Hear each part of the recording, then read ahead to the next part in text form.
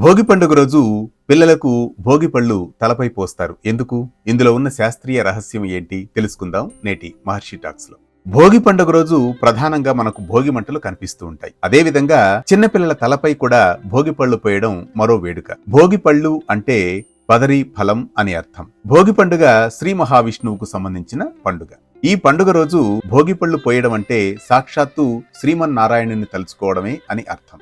అందువల్ల ఈ భోగి పండుగ రోజు పిల్లల తలపై భోగిపళ్ళు పోయడం అనేది శ్రీమన్నారాయణుని ఆశీర్వాదంగా భావిస్తారు మన సంప్రదాయంలో. అందువల్లే పిల్లల తలపై భోగిపళ్ళు పోసి ఆశీర్వదిస్తూ ఉంటారు. భోగిపళ్ళు లాగానే ఆ నారాయణుని ఆశీర్వాదంతో వారి జీవితం సంపూర్ణంగా ఆరోగ్యం సంపదతో వర్ధిల్లాలని దీవించేదే ఈ భోగిపళ్ళు పోయడం. అందువల్లే పిల్లల తలపై భోగిపళ్ళు పోసి ఆశీర్వదిస్తూ ఉంటారు. ఒకనాడు ఈ బదరికాశ్రమంలోనే నరనారాయణులైన శ్రీకృష్ణ అర్జునులు తపస్సు చేసుకుంటూ ఈ బదరీ ఫలాలతోనే ఆకలి తీర్చుకున్నారని మన శాస్త్రాలు చెబుతున్నాయి.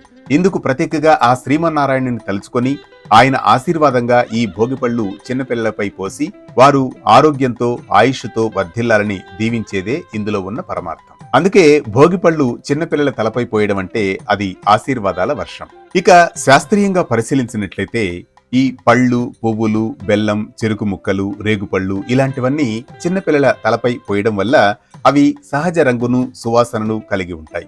ఇవి మెదడును ఉద్దీపన కలిగించే ఒక దివ్యమైన శక్తి కలిగి ఉంటుంది. ఇదే పిల్లల తలపై భోగిపళ్ళు పోయడంలో ఉన్న అంతరార్థం. మరి ఇలాంటి అంశాలతో నిన్నటి మేధస్సు నేటి ప్రేరణతో కొనసాగే మహర్షి టాక్స్ ను సబ్స్క్రైబ్ చేసుకుంటారుగా. ఏ పండుగ ఎప్పుడు, పండుగలో పరమార్థం ఏంటి శాస్త్రీయంగా తెలుసుకోవాలా? వెంటనే డౌన్లోడ్ చేసుకోండి వేటెన్ న్యూస్.